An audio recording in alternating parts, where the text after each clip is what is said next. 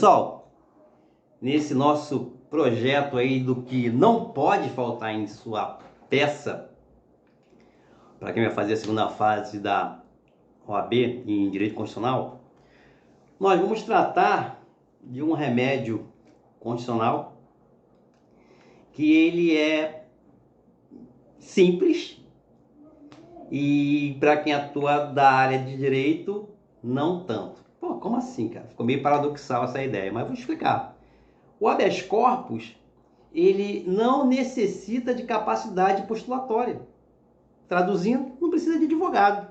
Qualquer pessoa pode fazer um habeas corpus. Aí tem aquelas lendas, né? Que, preso escreveu na camisa, escreveu no papel higiênico, escreveu no papel de pão, né? Tem essas lendas aí, jurídicas, que fazem parte do nosso estudo, mas para quem é da área jurídica, necessita saber realmente a competência, para quem você vai mandar, né? A gente vai tratar sobre isso antes de adentrar no assunto do que não pode faltar. Por isso que eu te falei, ele tem esse paradoxo aí. É simples, para quem é leigo, não precisa de advogado, capacidade postulatória, mas para aquele, né, que atua na atividade jurídica, né? Por isso que mesmo você não sendo da área criminal, né, você da área empresarial, trabalhista, tributária, se até um leigo, né, que não tem conhecimento técnico pode fazer um habeas corpus, como é que você da área jurídica não pode?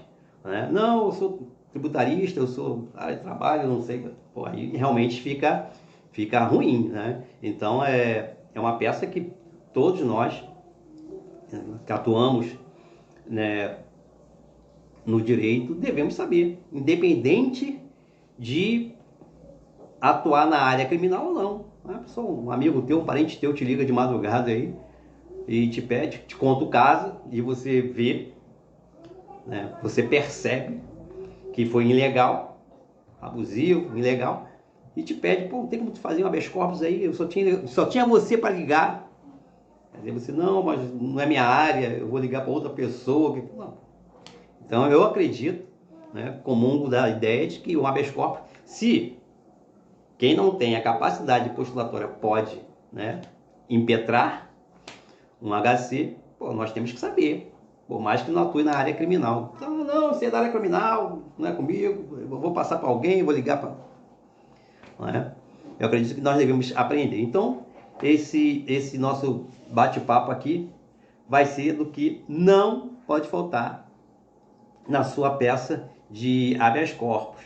Lembrando que eu vou fazer uns apontamentos necessários, importantes, cruciais até, para quem é da área jurídica, justamente por causa da competência, né? Competência originária e não originária, para depois falar assim, ó, isso aqui não pode faltar na sua peça, tá? Vão ser mais ou menos duas partes aí. Uma teórica, para te dar um suporte, né? Te dar um norte, e outra prática, né? Da peça, cabeçalho, né? Endereçamento, cabeçalho, né? Qualificação, entendeu? Dos fatos, do direito ou dos fundamentos jurídicos, que é o crucial, e o pedido como consequência do direito, né? Do fundamento jurídico do direito. Ok? Estamos juntos, conto com vocês, tá? Pessoal, o habeas corpus, ou HC, como a gente costuma tratar, é uma ação judicial, constitucional, tá? De rito sumaríssimo, e com isso não admite dilação probatória. O que é a dilação probatória? Produção de provas, diligências, oitivas de testemunhas, tá? Então, como ela é de caráter sumaríssimo, é um procedimento especial, não admite dilação probatória, diferentemente do procedimento comum, né? Que precisa de provas, ouvir testemunhas, né? O HC não, porque o rito é sumaríssimo, né? Detalhe, tem natureza penal, porque envolve o quê? liberdade de locomoção, direito de ir e vir do cidadão, e ela é gratuita, isenta de custas. Tranquilo? Beleza? Beleza. Tem um detalhe. Ela é popular porque qualquer pessoa pode impetrar o HC. Não necessita, como eu fiz na introdução, na abertura desse nosso bate-papo, não precisa de capacidade postulatória. Ou seja, se qualquer pessoa pode fazer um habeas corpus, né, como até citei as lendas, né, na camisa, o preso lá fez, escreveu. Bom, então, quem é da área jurídica, né, deve saber fazer, ou pelo menos deveria saber fazer independente da sua área de atuação, tá? Porque é aquela história, ninguém te chama para churrasco nem para festa, mas te ligar de madrugada, quando está na delegacia, isso com certeza vai acontecer, nem que seja para que você dê um suporte aí, técnico, jurídico, né? Te dê uma luz. Beleza? O HC, ele é um remédio constitucional de garantia individual, tá? Você pode impetrar em nome próprio ou em nome de outra pessoa. Também a gente vai tratar sobre isso. O HC, ele está previsto na lei penal, ou melhor, lei processual penal, como um recurso, tá? Até mesmo para trancamento de processo. O HC também uma ação impugnativa autônoma e com isso admite liminar. Mas o que é uma ação impugnativa autônoma? É um meio de impugnação judicial que, quando proposta, tá, ela visa o quê? A instauração de uma nova relação processual. Nada impede que o HC seja utilizado, né, como um substitutivo de um recurso, ou usado cumulativamente com ele, com o recurso, ou seja, em paralelo. Como eu falei, o HC não necessita de advogado, de advogada, tá? Mas, em contrapartida, ele não admite uma ação apócrifa, ou seja, sem assinatura. O interesse de agir, no caso do habeas corpus, ele tem que ter duas situações: a necessidade e a adequação desse remédio constitucional.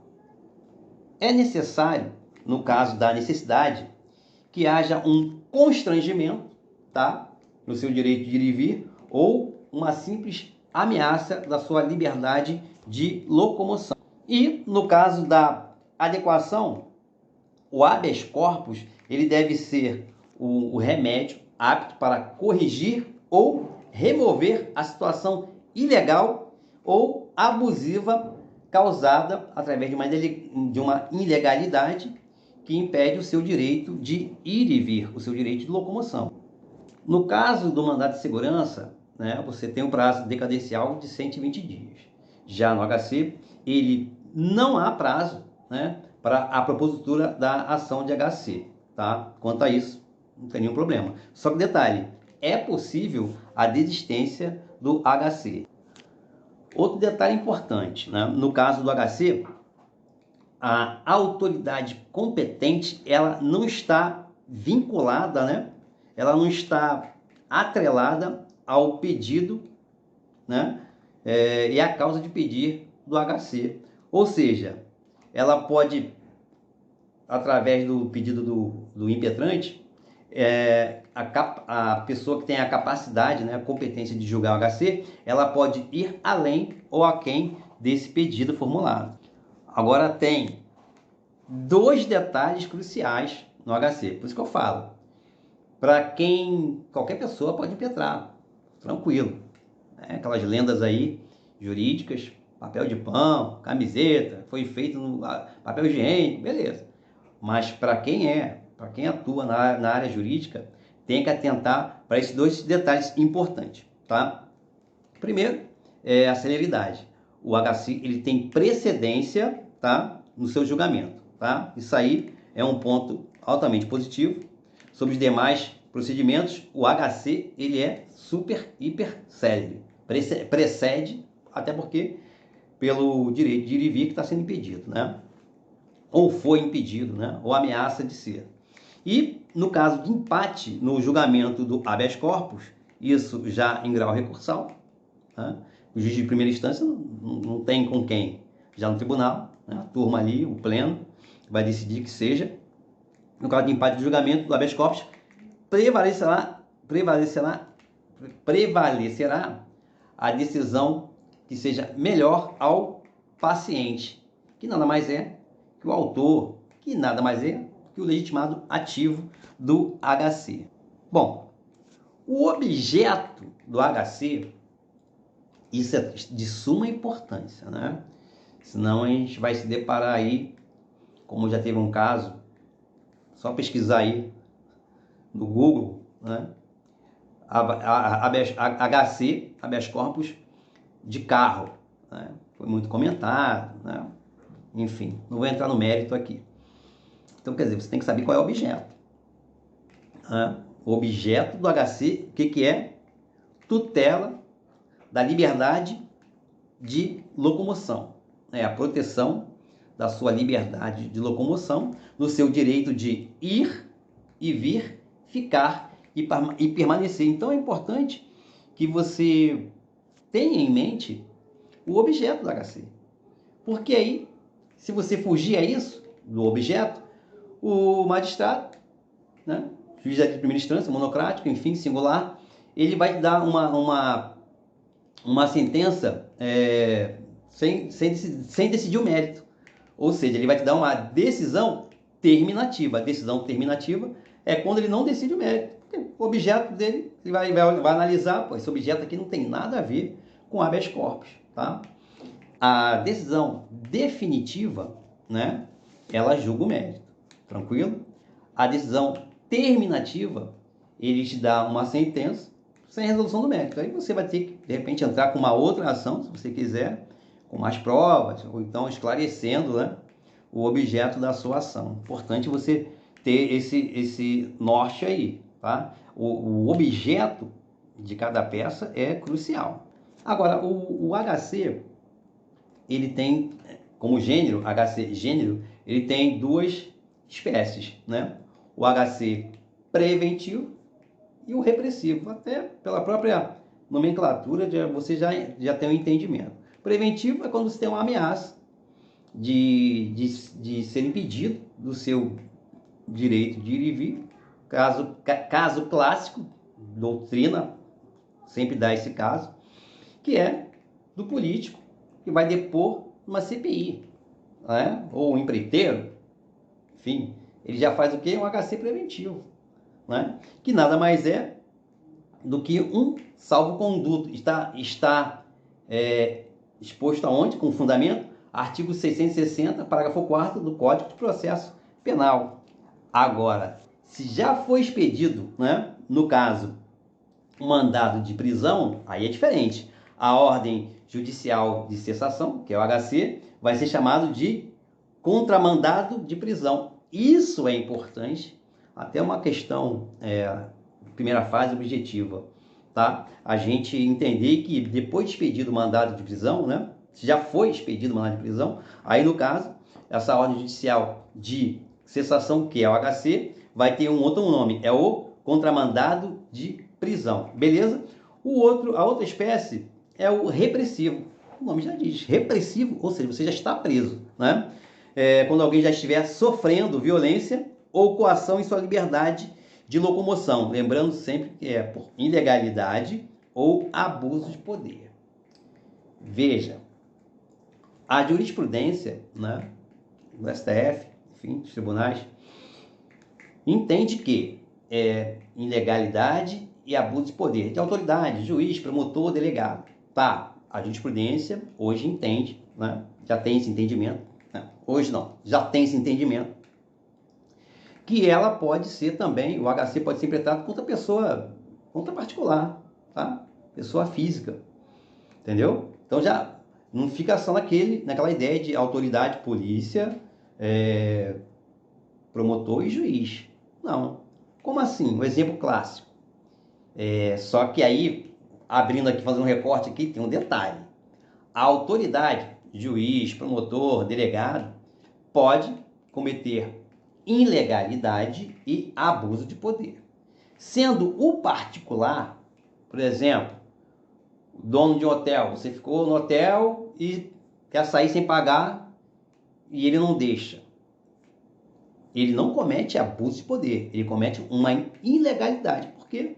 Porque ele tem outros meios aí, uma ação de obrigação de fazer, enfim, ele que procure uma assessoria jurídica adequada para que enquadre essa pessoa. Assim mesmo, a pessoa que fica hospitalizada, né, tempo X no hospital e quer sair sem pagar. Ele não pode, o particular, no caso, a gerência do hospital, através do nome lá, diretor, não sei o quê, não pode impedir você de sair. Não, você não pode sair. Você só vai sair daqui se você pagar aqui o hospital.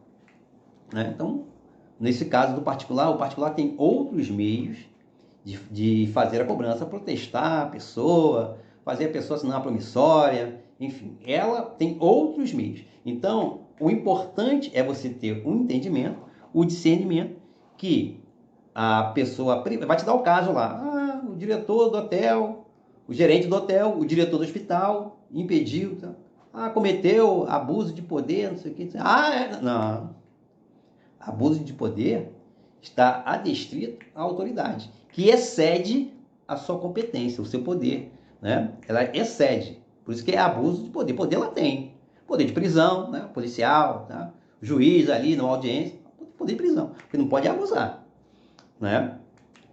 Então o que acontece? No caso particular, exemplo doutrinário, gerente do hospital, gerente do hotel, ele comete ilegalidade. É um ato ilegal da parte dele. Ele tem outros meios, né, judiciais cabíveis para fazer você pagar, enfim, né, da melhor maneira possível, mas ele não pode te impedir do seu direito de ir e vir. Então, no caso que eu acabei de falar, nós estamos diante do HC, habeas corpus repressivo. Então, nesse caso, você vai ter que fazer o quê? Expedir o quê? Um alvará de soltura, tá? Para a cessação desse constrangimento do seu direito de ir e vir. Nós temos também uma terceira espécie, que é o habeas corpus ou HC de ofício, que é concedido no curso do processo criminal, tá? Para quem estiver sofrendo violência ou coação durante o processo criminal do seu direito de ir e vir. Isso está onde? Fundamentado? Artigo 654, parágrafo 2º do Código de Processo Penal. Agora, em relação à competência, nós temos também competência como gênero e temos duas espécies. No caso da competência originária, o habeas corpus ele é proposto, né, impetrado, se fosse a ação, ajuizar uma ação, né? No caso do habeas corpus, ele é impetrado aonde? Diretamente no tribunal, de acordo com as regras da nossa Constituição Federal. Agora, no caso da competência não originária, ela vai ser o quê? A competência não originária nós vamos propor, nós vamos impetrar o habeas corpus na autoridade acima da coatora, daquela que cometeu o ato que a gente quer impugnar.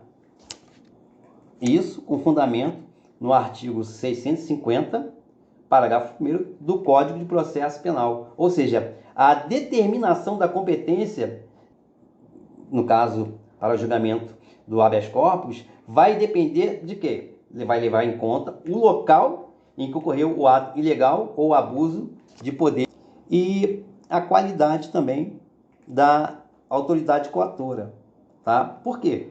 Porque no caso do habeas corpus de competência não originária, a competência vai ser acima dessa autoridade. E onde está isso? Artigo 649 do Código de Processo Penal. Falando agora sobre a legitimidade das partes. Legitimidade ativa e legitimidade passiva. Para a gente que atua na área jurídica, nós temos que tomar cuidado com a nomenclatura, tá? A gente vai falar no polo ativo, seria o autor, no procedimento comum, o autor, a autora. Só que no caso do HC, impetrante. Importante esse detalhe. Então, no caso do HC, qualquer pessoa pode impetrar um habeas corpus em nome próprio, né, em seu nome, ou de outrem. O Ministério Público também pode impetrar um HC. Agora, no caso do juiz e do delegado, eles não podem impetrar o HC quando ocupando sua função, né? Ou seja, enquanto no exercício funcional, o juiz e o delegado não podem impetrar um HC. Para efeito de fundamentação, o que dá a possibilidade do Ministério Público propor o HC está lá no artigo 32 da lei orgânica deles, que é a Lei 8.625 de 93. Bom, o analfabeto, ele também pode se utilizar, né, do HC, ele pode impetrar o HC, só que, claro, como já falei anteriormente, não pode ser apócrifa, ou seja, sem assinatura. Ele vai ter que ter o quê? Uma assinatura a rogo. O que é isso? Ou seja, alguém vai assinar por ele. Beleza? Então, no caso do analfabeto, não basta o quê? A impressão digital. Tá? Ele tem que ser feito a rogo, ou seja, alguém vai assinar o HC por ele. Ó, importantíssimo, né? Porque numa questão vai te dizer, o analfabeto também pode e tal, mas daí tem né, em contraponto tem que não pode ser apócrifa. Basta ele assinar, né, dar um carimbaço, assinar por extenso. Basta a impressão digital do analfabeto fundamente a sua resposta. Mas assim, não. O analfabeto, ele pode impetrar o habeas corpus, mas a rogo, ou seja, ele vai depender da assinatura de uma outra pessoa, tá? Porque não pode ser apócrifa, não pode ter um habeas corpus sem uma assinatura, e não basta a impressão digital, tá? Não basta, ou seja, uma pessoa assina por ele e ele também dá o carimbaço dele lá, ok? Para consubstanciar o seu pedido de HC, tá? Acrescentando aqui, no caso do Ministério Público, como fiscal da lei, juiz e delegado, eles não podem impetrar o habeas corpus quando no seu exercício funcional, tá? De repente, ficou faltando quando eu falei do Ministério Público, né? Falei, inclusive, do artigo 32 da sua lei orgânica, que dá a ele essa condição dele impetrar o HC. Só que o Ministério Público, né, o promotor de justiça, o delegado e o juiz exercendo a função, né, no exercício funcional, não podem impetrar o HC. Bom, o legitimado passivo, né, caso réu, procedimento comum, né, a lei diz, né, que é autoridade, não é autoridade pública, tal. Só que, claro, uma questão já jurisprudencial, já consolidada, o particular também pode ser a parte passiva do HC, tá ok? Exemplo clássico da doutrina: diretor de hospital, né, gerente de hotel, né, através do impedimento do paciente sair do hospital, né, no caso do diretor do hospital, gerente de hotel, o cliente não quer pagar, não vamos reter ele aqui até que ele pague, alguém pague a conta dele, enfim, não pode reter, tá? Isso já fica bem claro que ele, no caso do particular, comete ilegalidade. A autoridade, né, poder público, juiz, delegado, promotor, comete ilegalidade e abuso de poder, ou seja, no abuso de poder há um excesso da sua capacidade, da sua competência, né? O juiz pode dar ordem de prisão? Pode, o delegado, tal, enfim, tranquilo. Só que quando há um abuso, né, há um excesso, aí abuso de poder.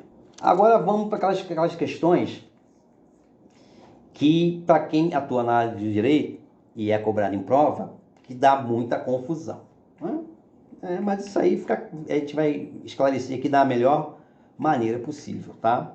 Por exemplo, o impetrante no HC, é o autor, tá? É o autor, a pessoa que está requerendo o habeas corpus, beleza. Mas ele pode vir a ser o paciente ou não, tá? O paciente quem é? É quem sofre a coação. Agora, pode ser que o impetrante e o paciente seja a mesma pessoa. Tranquilo? Show? Beleza. Detentor é a pessoa que detém, né? Que retém o paciente sob custódia. O detentor. O coator é a que exerce a violência ou coação. Pode, né, você ter o detentor e o coator na mesma pessoa que pratica, né, que exerce a violência ou a coação. Isso tem que ficar bem claro, tá? Nós vamos tratar agora do não cabimento do habeas corpus, tá? Alguns casos. Até casos simulados, melhor dizendo, simulados, tá?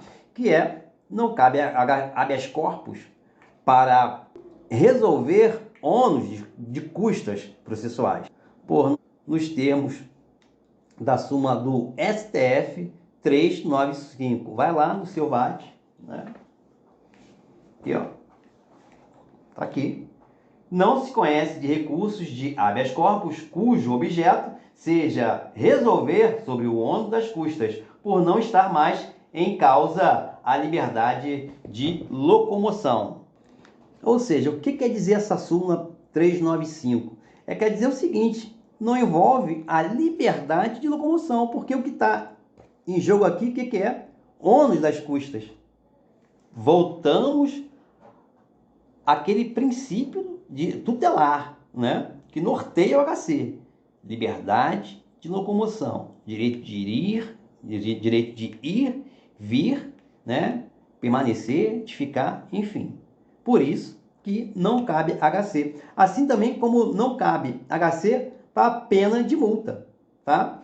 Não cabe contra a decisão condenatória a pena de multa. Pelo mesmo motivo sumular da súmula, né, no caso, 395. Por quê? Porque o objeto aqui não é o direito de ir e vir. Beleza? Agora tem um detalhe. No caso do HC, ele também não cabe. No caso de pessoas indeterminadas, tá? Coletivas, de forma coletiva. Tá? Então também não cabe o habeas corpus, diferentemente do MS, mandado de segurança individual coletivo, mandado de injunção individual e coletivo. No caso do HC, não é possível o cabimento, né, do HC para pessoas desconhecidas de forma coletiva e indeterminada. Também não cabe, isso também é um entendimento sumular até, para extinção de pena privativa de liberdade, tá? A súmula 695 também fala sobre isso, do STF. Aqui, ó. Súmula 695 do STF.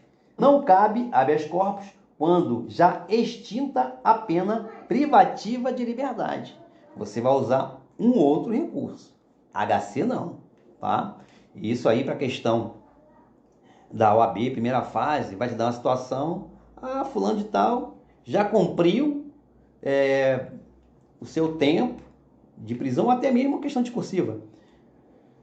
Tá lá na cadeia, já cumpriu, e aí?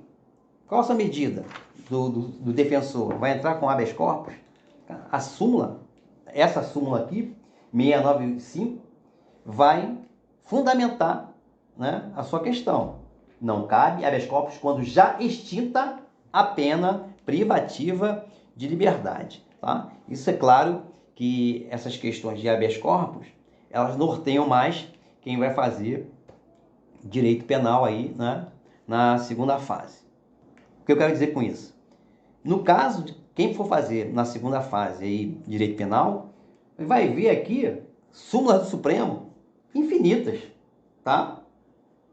Aqui, ó, 690, 91, 92, 93, 94, 95, que trata sobre habeas corpus. Ou seja, tudo que sumular, tanto súmula vinculante quanto súmulas do STF, que trata sobre HC, quem vai fazer a segunda fase de direito penal tem que dominar, nadar de costa, né? Sem mimimi, né? Não vai ter jeito, vai ter que estar sempre lendo as súmula vinculante ou as súmulas do STF, STJ, enfim, que tratam de HC.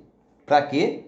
Para sua fundamentação. Além de colocar o artigo 5º, né, inciso da habeas corpus, no outro parágrafo colocar lá o Código de Processo Penal, artigo 647, salvo engano, tal, que começa a falar sobre HC, e no terceiro parágrafo ali, dependendo do caso, né, que a prova vai te dar, um caso concreto, tal, vai te dizer, nesse caso, você vai ter o que fundamentar também, como terceira opção aí, né, a súmula, se for súmula vinculante, número tal, se for a súmula do STF, súmula do STJ, não, o universo é esse, do habeas corpus aí, se no caso a probabilidade de cair na prova de penal, claro, que é maior, beleza? Fica essa dica aí, esse entendimento. No caso do militar, nós temos a súmula 694, que diz: não cabe habeas corpus contra a imposição de pena de exclusão de militar ou de perda de patente ou de função pública, tá? Ou seja, não adianta, vai vir só questão lá de prova, ou objetiva, ou subjetiva, segunda fase ali, vai te dar esse questionamento aqui. Então, a súmula, na sua fundamentação 694, é bem clara. Não cabe habeas corpus contra a imposição da pena de exclusão de militar ou de perda de patente ou de função pública. Não cabimento do HC. Porque nesse caso aqui, da extinção da pena de liberdade, que é a súmula 695, ele continua preso. Já extinguiu a prisão dele, né? O tempo que ele tinha que cumprir já acabou, né? Então você vai ter que né, fundamentar que na súmula aqui 695, voltando, não cabe habeas corpus quando já extinto a pena privativa de liberdade, porque até por instinto, pô, acabou a pena, né? O cliente está lá, já acabou, já cumpriu o que tinha que cumprir, ele continua preso, vai dar com habeas corpus aqui, porque é célere, porque é rápido. Veja, a súmula 695 te impede. Voltando, não cabe habeas corpus quando já extinta a pena privativa de liberdade. Isso aí é uma casca de banana, né? Aquele menos avisado que vai usar o instinto, né? Geral, pensamento geral e não específico. A especificidade está no caso aqui da súmula, né? Ou súmula vinculante. Então, é o pensamento geral. Bom, está sendo impedido de ir e vir, habeas corpus.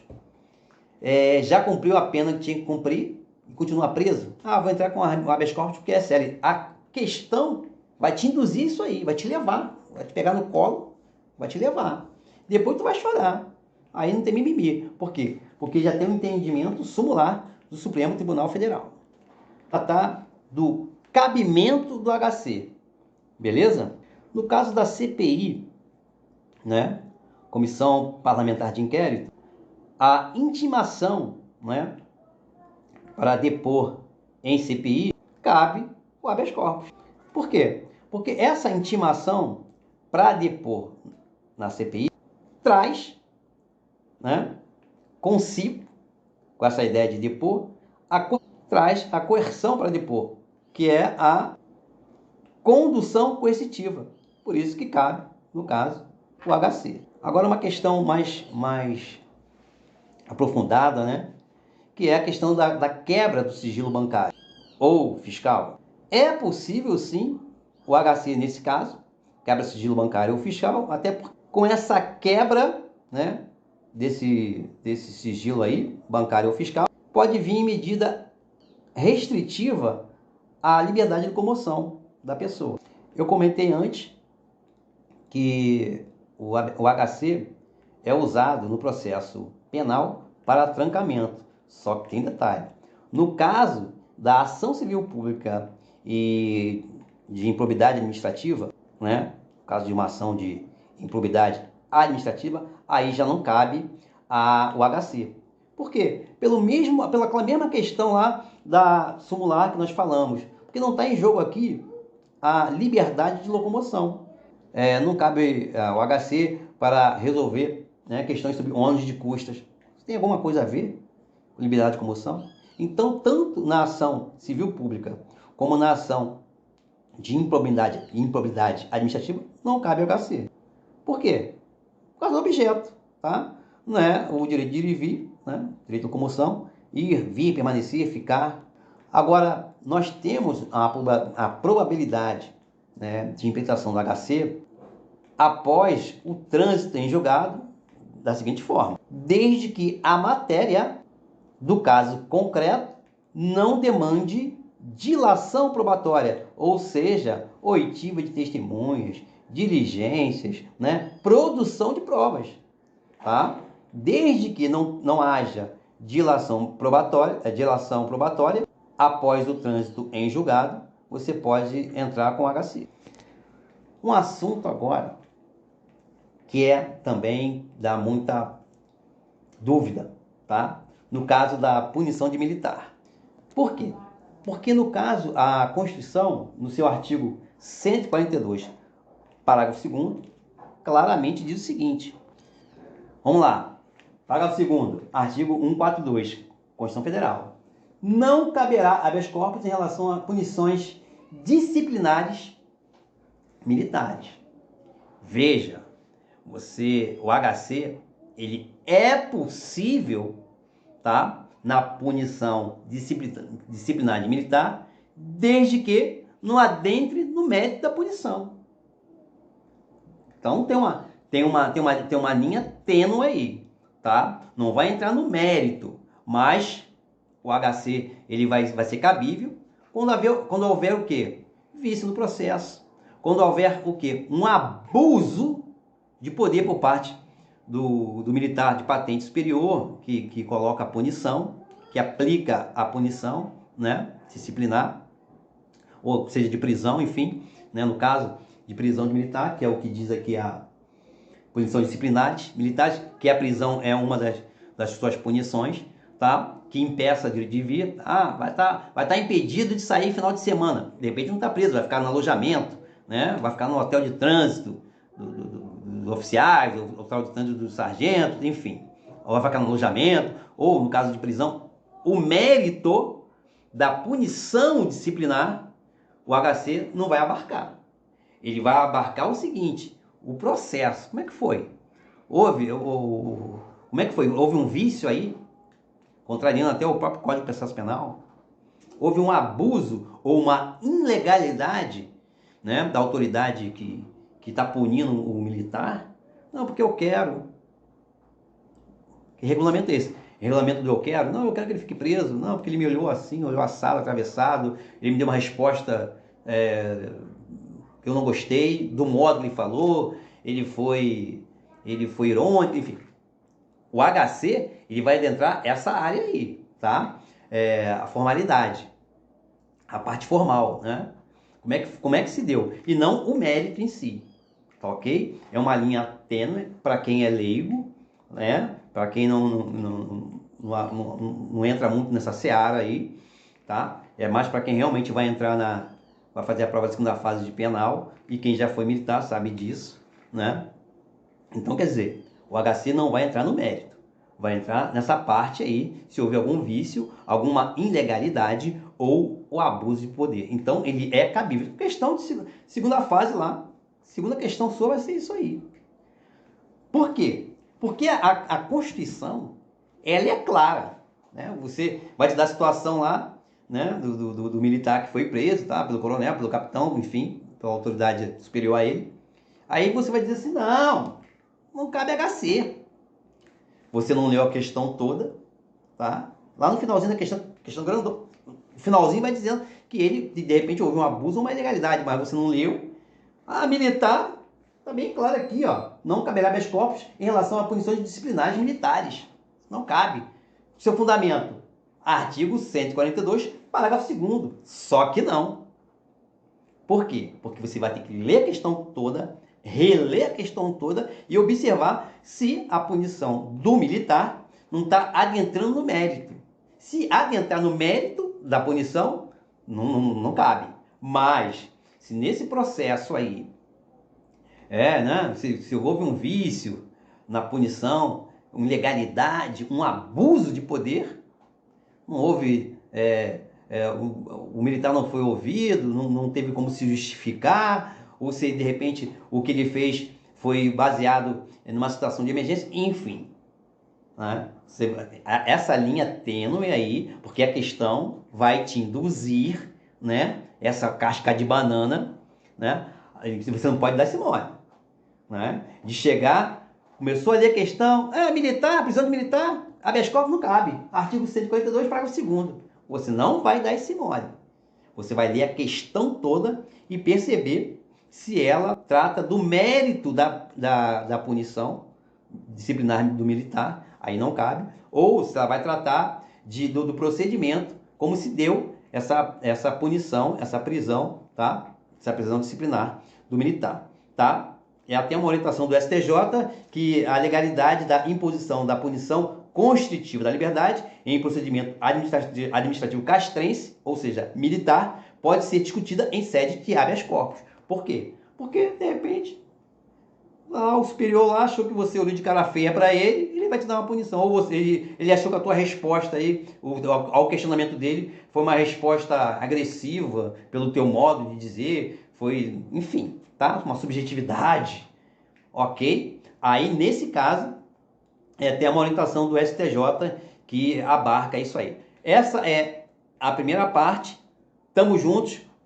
Continuamos na segunda parte desse remédio constitucional, tá? Que qualquer um pode implementar, só que para quem é da área jurídica tem alguns apontamentos, alguns lembretes de importância, tá? Que a gente não pode deixar de prestar atenção. E na segunda parte vamos ver se dá para a gente já entrar no que não pode faltar na sua peça de HC. Um abraço, estamos juntos!